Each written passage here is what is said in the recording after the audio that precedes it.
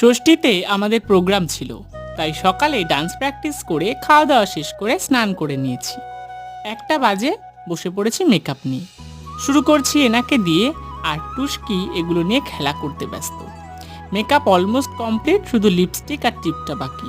2:45 বাজতেই আরোহী এলো, আর 3:30 নাগাদ শুরু করলাম পৌলমীর মেকআপ। এদিকে মেঘ প্রচণ্ড গর্জন করছে, অল্প বৃষ্টিও পড়ছে। এরই মধ্যে শুরু করলাম আমার মেকআপ। 6টা বাজে, আর এই সময় আমাদের প্রোগ্রাম শুরু হওয়ার কথা ছিল, কিন্তু ওয়েদারের জন্য আমরা এখনো বেরোতেই পারিনি।